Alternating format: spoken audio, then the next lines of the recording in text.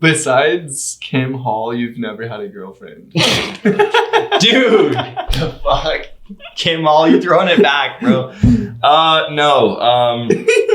No, you're right. I guess I've never had like the traditional title. I've hung out with chicks and like been like mutual. Well, I'm not a virgin. No, but like, yeah. I mean, I've had like close romantic connections with people, but like never had like the title, I guess. Yeah. Dude, there's hella fucking girls that would love to date you. You were saying this one girl from like earlier was like, oh, I just want to be friends with you, but like holding your hand and like resting her head on you, like. I mean, it's different, you know. Like, you know, I gotta actually be like compatible with the person. I have to like find them like, you know, attractive, like emotionally, physically, and you know, when I'm looking for a partner, honestly, like one thing that stands out specifically to me is someone that can be like immediately vulnerable with me is like very attractive.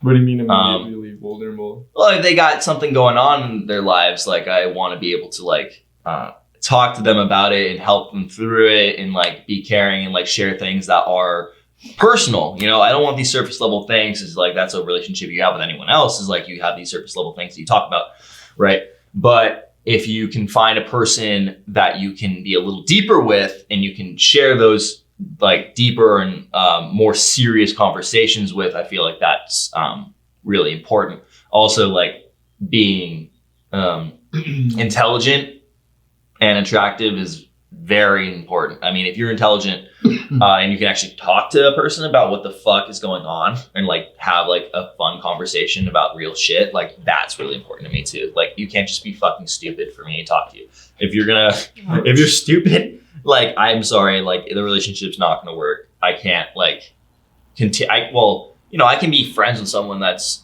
like that, but I can't have a serious relationship with them. You kind of sounded douchey there for a second. What do you mean? You're like, oh, if they're stupid, I can't talk to them. Well, I'm not. What if they're saying the same thing about like, you? What if they're like, oh, this motherfucker is dumb as fuck? Well, sure. If you don't vibe, you don't vibe, right? Like, I guess there's different levels of like intelligence when it comes to that, right? Because there's definitely social intelligence.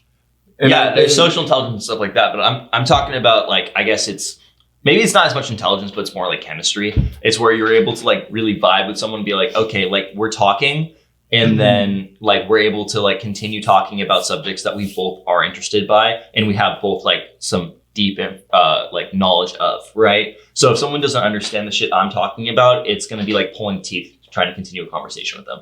What do you guys talk about that gets you in those situations where it's like what you said, pulling teeth? Like what conversations are you guys having? Like, well, I don't know. Conversations like the ones where you're like trying to talk to someone about something. Like what? Like the stars or like human brain? Like, I don't know. I'm trying to think of like a conversation that I always like. Okay, so there's like conversation piece that I like to talk with a lot of the girls I start getting serious about is like, what do you think about politics? No, not politics. Fuck politics. I'm not talking about politics. It's like, how do you think that we are living our life? Do you think that it is like we have a fate-based life or do we have free will? Something like that. So people that give their ideas about free will and are able to elaborate on that, I think that is attractive in a person that's able to explain how they view the world in a very like sophisticated way. Instead of someone that's able to just going to put out like, oh, I don't know. Like, I don't think about that. That stuff isn't a turn on for me. Someone that is able to actually elaborate on like ideas and concepts like that are things that I find attractive. I feel like, do people actually say, I don't know? Dude, the girl that I'm hanging out with today, she does this. She's like, I asked her a question. I think that she's just scared or she's like a little bit, you know, or nervous or not very comfortable yet. But she'll respond like that all the time to my questions, and it's just like a buzzkill because I'm like, I don't really know who you are. Like, if I ask you these questions and you don't respond with like a legit answer, then it's not really giving me an idea of who you are as a person.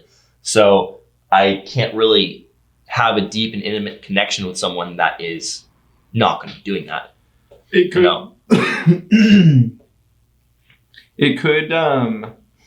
It could like You were kind of saying like a lack of intelligence. I don't think it's that. I think anyone can answer those type of questions. What if it's more just like her being nervous or like not knowing how to like get the words out of her mouth? Because she definitely thinks, she has a brain. Yeah. You know, like she goes home and So like, yeah, maybe the intelligence part isn't like a part of. I don't know. It's not. You're looking for somebody who's open and like willing to just have like ball deep conversations on the go and just like has like a, you know, has a drive of just answers. Yeah, I mean, someone that has actually considered these things and thought about them. I think. I guess intelligence is too broad. I mean, it's boiling it down because I mean we have so many different facets of knowledge that we use, right? So intelligence itself isn't exactly what I guess I was referring to, because we have different types of intelligence. We have social intelligence, we have like book smarts, we have street intelligence, we have all these different types of intelligence that we use every day. So some people are specifically better with some than others, and I think that this girl, maybe she's not quite as socially or maybe not in the dating scene, she's not quite as ready for this kind of thing. Yeah. So that's why, I mean, I've gone on like 3 dates with her though, and she's still not doing this. So, I mean, like, if you're not going to be showing me who you really are, then I don't think this relationship can go anywhere, right? Like, I can't just be dating someone that doesn't show me anything about themselves. Like, I can't just date a fucking, like, a Barbie doll, essentially, right? Yeah. Someone that doesn't have any inner, like, personality, just an exterior body. Is she cute? Yeah, I mean, she's cute, but like, that doesn't mean shit if you don't know who they are. Yeah. Right. I mean, that's, I think the biggest buzzkill for me if I'm going to be like even hooking up with someone is, right, like you have to have a first connection with someone. And I think that I've had experiences in the past with women where like I've been hooking up with a girl and she'll be, oh, why did we talk beforehand? I'm like, well, because I want to know who the fuck you are and who I'm hooking up with, right? Like, I'm not just going to go and like hit you up and like, yo, come over 10 minutes later, we're hooking up. Like, I want to actually figure out who the fuck you are before I'm going to hook up with you, because that's going to make the experience a lot more enjoyable for the both of us. Also, like, I don't want to just fuck a stranger. That's just not me. Why? Because for me... You've done it before, motherfucker. Yeah, I know. It's different though when you're like, drunk. There's different situations, right? Sexuality is fluid, right? But if I'm going to be sober, I'm not going to be like going out to a bar. It's not for like this kind of event. And it's more like, hey, like the event is coming over and hooking up with a person. I want to know who they are.